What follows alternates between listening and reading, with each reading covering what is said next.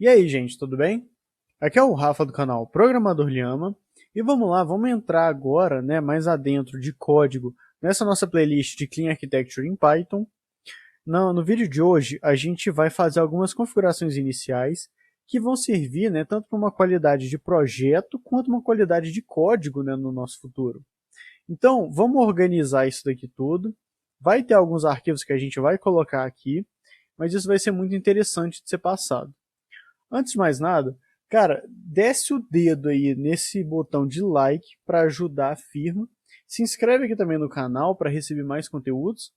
E tanto no comentário fixado quanto nas descrições do vídeo vai estar o nosso link do canal do Telegram. Lá a gente fala um pouco sobre arquitetura de software, a gente recebe algumas dúvidas e tenta conversar sobre elas, compartilhamos outros conteúdos, até apresentamos algumas vagas em Python. Então, entra lá no nosso grupo que realmente é muito bem-vindo. Então, vamos começar, Eu vou chegar aqui no meu terminal e vou começar do início. Vou mandar o comando git init e beleza, vamos colocar a nossa pasta de git no nosso projeto. Tanto que se eu fazer um ls-a, vai aparecer aqui .git. Eu estou usando o Ubuntu, falando novamente, e, bom, eu vou continuar seguindo esses padrões. Vou colocar aqui também um arquivo que vai ser o nosso famoso git ignore. E vamos colocar algumas coisas aqui que eu não quero que entrem nos nossos commits. Da minha colinha, eu já vou colocar aqui, olha, eu não quero o PyCache, aqueles arquivinhos de PyCache. E eu também não vou querer os caches que a gente vai ter do nosso PyTest, dos nossos testes unitários.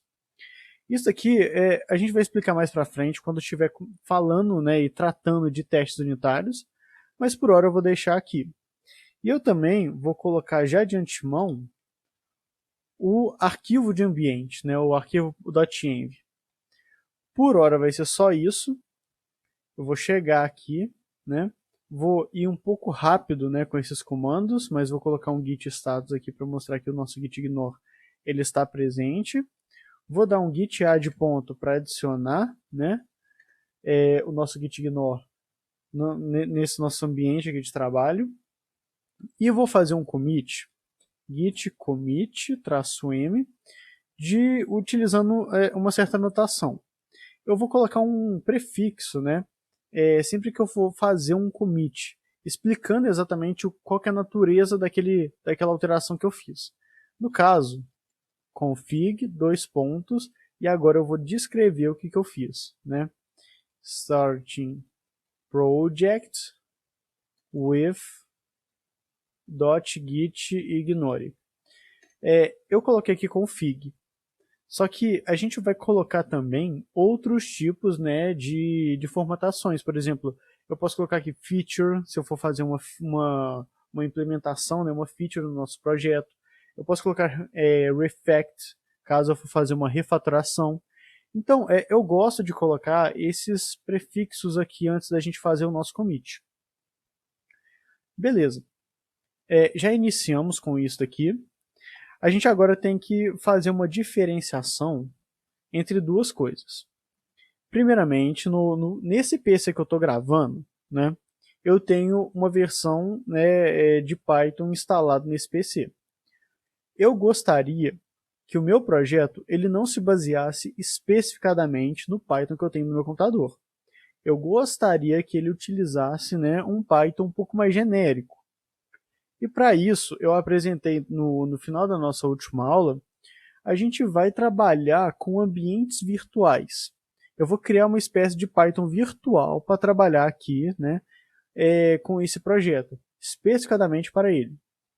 E para isso, eu vou pegar aqui, olha, meu terminal, e eu vou jogar o comando Python 3, -m, venv. Eu estou utilizando esse comando e ele vai me gerar essa pasta aqui, olha. Essa pasta, ela contém todas as necessidades aqui para a gente ter, por exemplo, um Python 3 rodando aqui, assim como também um pip3 para eu conseguir instalar as minhas dependências desse projeto. Se você estiver usando ou um Windows da vida ou até um Mac, pode ser que essa pasta seja diferente, mas a essência em si é a mesma. Para eu começar a referenciar o meu projeto para lá, eu uso esse comando, que é o ponto venv, de ambiente virtual, vou até a pasta bin e vou lá em Activate, vou ativar, né, o uso dela. E nota que apareceu aqui, olha, venv, que significa que eu estou referenciando não o Python exatamente que está no meu computador, mas o Python que está nessa pasta aqui, olha. O mesmo eu posso fazer a partir do meu terminal aqui no VS Code, se eu utilizar o comando Ctrl Shift P.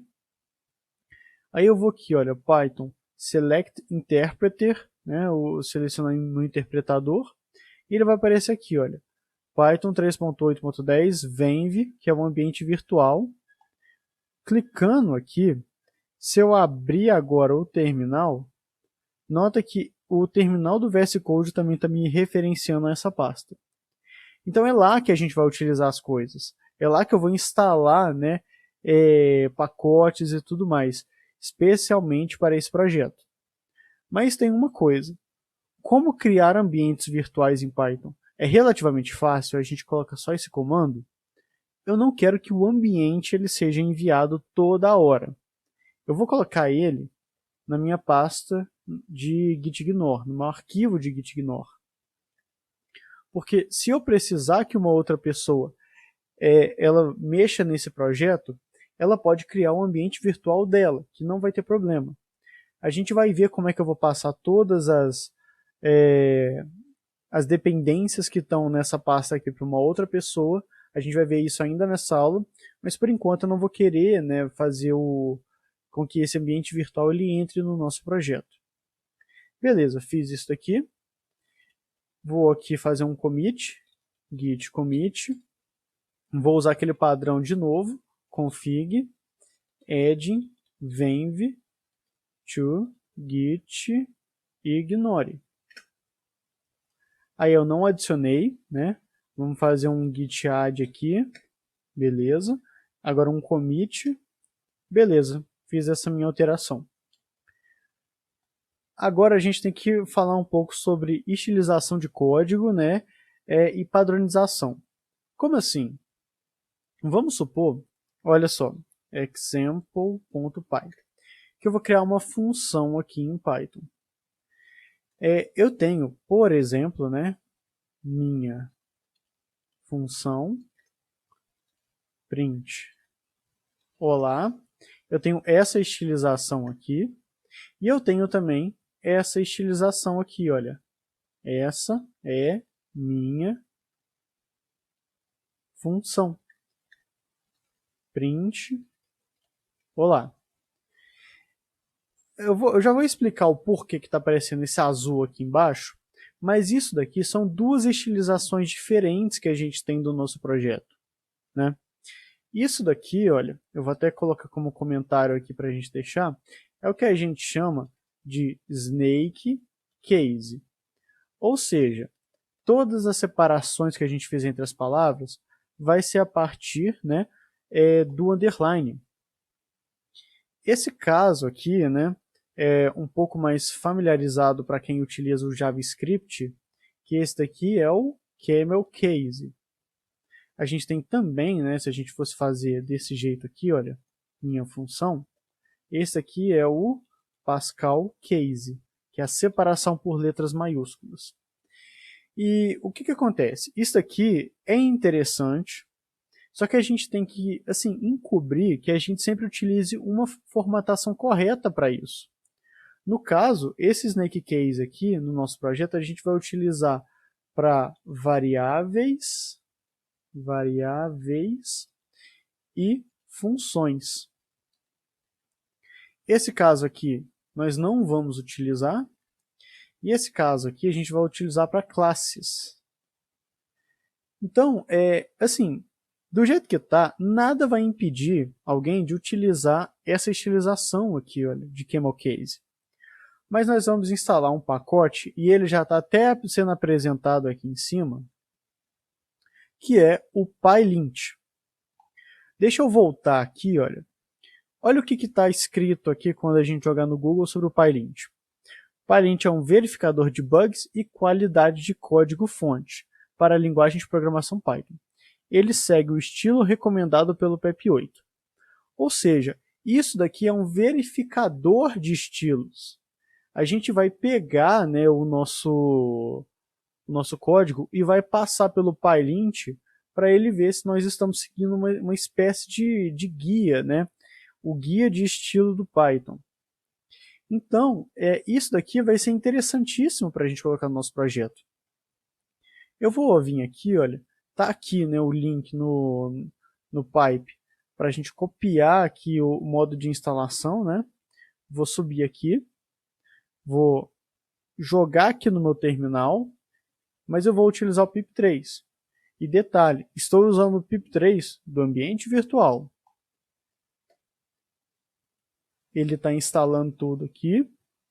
Beleza. Então, ele instalou todas as dependências, né, que eu precisava para utilizar o PyLint. E o PyLint está funcionando aqui no meu VS Code. Isso porque o meu VS Code ele também já está um pouco configurado para a utilização do PyLint. Uma coisa que eu vou pedir para você fazer é o seguinte. A gente está utilizando o VS Code, né, como um editor de código padrão aqui para nossa playlist, mas eu vou pedir com que você crie um arquivo, né, que na verdade é uma pasta que vai se chamar .vscode. Nesse .vscode, a gente vai fazer o seguinte, a gente vai criar uma pasta, vou pegar aqui da minha colinha, que é o settings.json. Esse cara aqui, ele vai falar para o nosso VS Code como estamos trabalhando, né? Quais que são as configurações para o nosso VS Code. Para isso eu vou fazer um abre e fecha aqui, né? E eu vou também copiar aqui da minha colinha para ser um pouco mais rápido. Olha só, Python linting enable true, ou seja, estou habilitando, né, esse nosso guia de estilização. E qual que vai ser o linting que a gente vai utilizar? PyLint enable true. Eu vou deixar esse arquivo aqui, né? Qualquer coisa você dá uma parada e dá uma copiada no que está acontecendo. E aí ele vai, né, facilitar para a gente esse entendimento. Aqui já está mostrando o PyLint funcionando. E olha só, eu vou passar aqui, olha, ele está pedindo, olha só, missing function or methods docstring, PyLint, aqui um código do erro e uma abreviação do que é o erro que está acontecendo. O PyLint ele tem algumas especificações. Ele vai pedir para a gente, sempre que fizer uma função, fazer esse abre e fecha aqui com aspas, né? E vai pedir para a gente fazer uma descrição do que minha função faz. Então, descrição da função. E aí ele para com esse erro, né?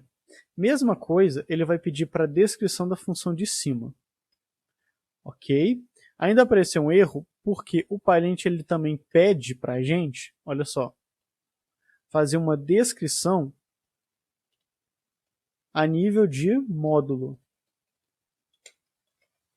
E outra coisa, outro problema que está aparecendo aqui, olha só, o nome da função, minha função, não está em conformidade com o estilo Snake Case. Ou seja, ele não está deixando a gente fazer dessa forma aqui de que é meu case. A gente vai chegar aqui. Beleza. Olha que a gente conseguiu consertar todos os problemas que o PyLint nos apresenta. E ele tem mais do que isso aqui. Por exemplo, se eu termino o meu projeto cheio de linhas, ele vai lá e vai reclamar também, né? Olha só, você tem várias linhas que não estão sendo utilizadas para nada. Vamos tirar e beleza. Então, isso daqui para código é bastante interessante a gente ter o PyLint ativo. Só que tem algumas coisas que eu não gosto. Eu não gosto da obrigatoriedade de ficar colocando descrição de função, né, as famosas docstrings. Nem mesmo descrição de módulo. Eu acho que isso aqui complica um pouco a nossa vida. Eu vou tirar isso, vou tirar isso, vou tirar isso. E a gente vai arrumar um jeito do nosso projeto não ter mais essas implicações aqui, né?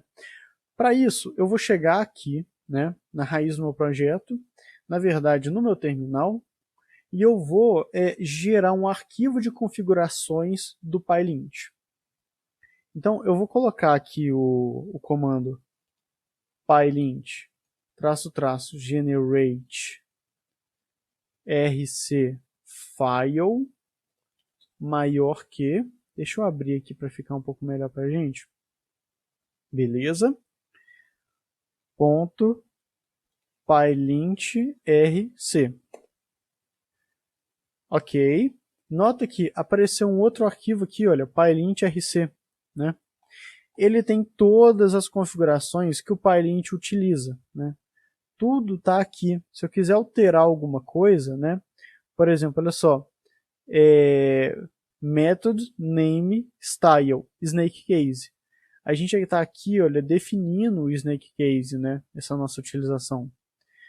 Estou descendo aqui para mostrar mais coisas, né? Por exemplo, olha só, deixa eu pegar um aqui que é legal. Aqui, olha, o mínimo de métodos públicos que a gente teria em uma classe. A gente poderia alterar isso daqui. Eu vou deixar para alterar depois, né, caso seja realmente necessário no nosso projeto. Mas isso daqui são todas as regras, né, que a gente tem no nosso projeto. E para isso eu vou vir aqui, olha, logo aqui no nosso começo, em main, e eu vou fazer o seguinte: disable igual a... Aqui eu posso colocar para eu desabilitar regras. Eu quero desabilitar essa regra aqui, olha, que ele está pedindo uma descrição, né, o function docstring. Eu vou pegar o código desse carinha aqui, vou lá no meu PyLint, rc, colocar e dar uma vírgula. Uma outra coisa que eu gosto é colocar o nome da descrição do que eu estou fazendo, né? Então, por exemplo, eu vou copiar esse missing function docstring aqui, vou colocar aqui. Vamos dar um save. Dei um save. Vou vir para cá, vou dar save aqui também. Olha o que aconteceu. Ele tirou essas obrigatoriedades, né? Ainda aparece mais uma outra obrigatoriedade aqui, olha. Unrecognized option, né? E aqui também, olha, missing módulo docstring. Sem problemas. Eu vou pegar esse carinha aqui, vou colocar aqui com o erro dele também.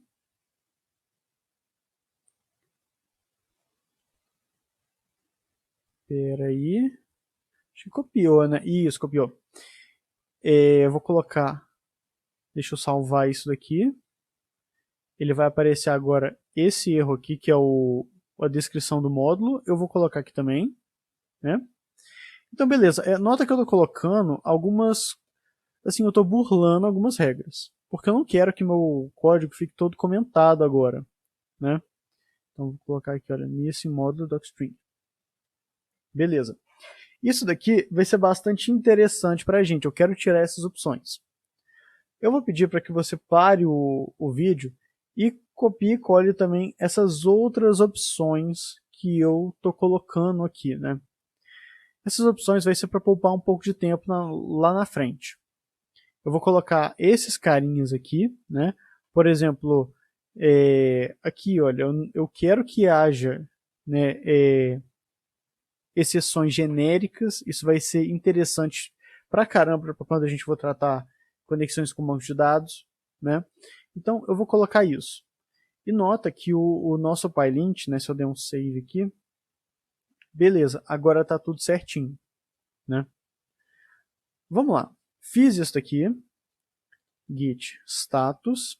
Eu vou colocar no meu commit só o PyLint RC e o VS Code. Não vou colocar esse example ainda não. Então vamos lá. Git add ponto PyLint RC, git add ponto VS Code. Ok, git status. Não vou adicionar o example, tá ótimo. Git commit, config, adding, PyLint to projects. Ok, estamos quase terminando. O que acontece? Deixa eu fechar esse exemplo aqui por enquanto. A gente precisa sempre ficar vendo quais são as dependências que a gente vai ter nesse ambiente virtual aqui. A gente falou disso aqui um pouquinho mais cedo, mas é o seguinte, se eu for pedir para outra pessoa criar o ambiente virtual dela, eu tenho que saber quais que foram os pacotes que foram instalados para rodar o projeto do jeito que está. Né? Existe um comando bem famoso que a gente faz o seguinte, venv bin pip3 freeze e aí requirements.txt. O que aconteceu agora? Né? Eu criei um outro arquivo aqui, que é um arquivo de requirements. Ele tem, olha só, todos as pastas que foram adicionadas no nosso projeto, né, todos os diretórios, todos os módulos, perdão, para que a gente conseguisse chegar até aqui. Né? Olha o PyLint aqui. E aí tem esses outros carinhas aqui que ajudam a gente. Para criar ambientes virtuais, a gente já viu que é fácil. Né? Se eu quiser, por exemplo, agora, criar um ambiente virtual do zero e instalar todos esses pacotes, eu consigo chegar aqui e fazer um venv bin pip3 install -r requirements.txt. Né? Aqui eu tentei instalar, mas olha só, já está tudo satisfeito. A gente já instalou isso aqui tudo. Então isso aqui é bem bacana para a gente assim, reciclar o nosso projeto. Só que vai ser um porre se toda vez que eu for fazer uma instalação, eu tenho que chegar e rodar esse programa. Eu quero fazer de um jeito mais interessante. Toda vez que eu for fazer um commit, eu quero que esse freeze seja atualizado, né? Que esse arquivo aqui de requirement seja atualizado. Para isso, eu vou utilizar, olha só, um carinha que se chama pré-commit. Isso daqui é exatamente um gerente de ações após eu fazer meus commits, após eu interagir com o Git. Aqui tem toda uma instalação prévia, a gente vai fazer isso daqui passo a passo agora, né? Mas olha só, quando eu fizer um commit, ele vai tentar fazer algumas verificações e vai falar para a gente se passou ou não. Vamos lá, vamos colocar isso daqui no nosso projeto e deixa eu exemplificar. Vai ficar melhor assim para a gente entender. Eu vou instalar primeiro o pré-commit, mas eu vou pegar aqui, né, o link para instalação. Pip install pré-commit, mas eu vou instalar com o pip3. Beleza, fez toda a instalação que a gente precisava. Para o pip3 funcionar, primeiramente eu vou só deletar esse requirements aqui, tá? Vou fazer um delete aqui, ó. Beleza. Ele precisa, de acordo aqui, olha, com o arquivo, né, o site de instruções, a gente tem que ter um arquivo que se chama precommit-config.yaml. Eu sou péssimo nesses arquivos de YAML, mas eu vou fazer uma coisa aqui que vai ser um pouco mais rápida, vou pedir um pouco de paciência, né?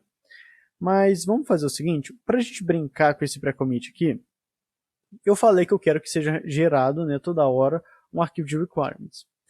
Eu quero também que sempre que eu fizer um commit, o PyLint rode no meu projeto para ver se eu tenho algum erro em algum lugar sobre o PyLint. Né? E como que eu faço uma coisa dessas?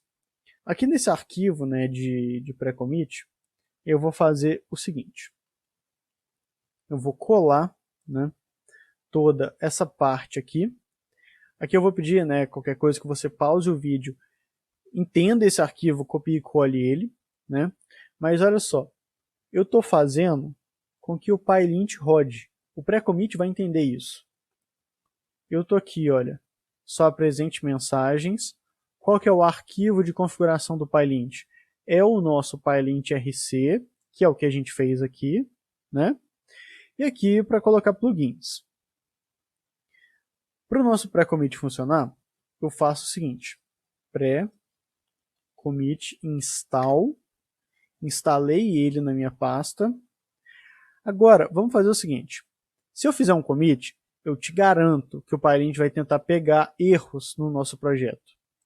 Eu vou colocar 2 erros aqui de PyLint. Vou colocar várias linhas. Olha que ele já deu o alerta aqui, né? E eu vou colocar aqui, olha, x igual a 1, 2, 3. Ele vai falar que essa variável não está sendo utilizada para nada e ela não está em conformidade com o snake case. Beleza. Do jeito que está, git add ponto para adicionar tudo, git status, né, olha só, o pré-commit e o arquivo de exemplo eles estão ali dentro. Vamos fazer o seguinte, git commit testing. Vou colocar só assim. Olha o que vai acontecer. Ele rodou, quando eu acabei de fazer o commit, né, o PyLint. E ele apresentou exatamente os erros, né, que ele conseguiu achar no nosso projeto. Aqui, olha, examples.py, na linha 18, aqui, olha, trailing new lines, né, tem muitas linhas. A variável x ela não está em conformidade com o snake case, e a gente tem também que a variável x não está sendo usada para nada. São os erros de PyLint. Então, ele foi lá e conseguiu detectar todos os erros para a gente chegar aqui e corrigir o que está apresentado, né? Então, essa ferramenta ela vai nos garantir uma qualidade bem bacana de código, né? Agora eu vou fazer o seguinte, vamos corrigir, né, os problemas que a gente teve. Pronto, corrigi. Eu vou adicionar também no PyLint uma parte aqui, olha. Novamente, eu vou pedir uma certa consideração, né? Só que o que eu vou fazer é que, olha aquele comando lá, né, da gente gerar os nossos requirements. Eu vou colocar agora que quando a gente rodar o nosso commit, o requirements também venha, né? Aqui eu vou adicionar, né, o requirements no nosso Git e a gente vai continuar o nosso commit. Vamos lá. Corrigir tudo. Vou vir aqui, git status, git add ponto, para adicionar tudo, né? Git status, as configurações elas já foram feitas, e agora vamos fazer um commit, git commit, na verdade não fit, não, aqui é um config, adding pré-commit to projects. Olha o que vai acontecer. Beleza. Tentou rodar o PyLint, tudo passou. Fez o arquivo de requirements e passou. Olha o arquivo de requirements exatamente aqui, ó. Tá vendo? E olha aqui, ó, ele está com o pré-commit também sendo apresentado nele, porque a gente instalou lá no nosso ambiente virtual, né? Então, gente, por hora, era isso daqui que eu queria apresentar de configurações. Foi um vídeo um pouco mais longo, realmente, né? Vou, só para a gente terminar, deletar esse nosso arquivo aqui, olha, de exemplo, né? A gente não vai partir dele, não vai ser utilizado para nada, foi só realmente de exemplos, né? Então, git add ponto, git status para eu ver aqui, olha, deletado, beleza, git commit, aí effect removing example.py. Beleza. Ele viu aqui, olha, PyLint skipped também no requirements, né? Não precisou fazer nenhuma verificação porque não tem arquivos.py. E pronto, acabamos as nossas configurações aqui. Gente, por hora, é só isso daqui. A gente vai, na nossa próxima aula, já criar uma pasta, né, de src e já entrar para dentro dela, fazendo configuração de banco de dados e acesso. E por hora é isso. A gente se vê na nossa próxima aula e muito obrigado.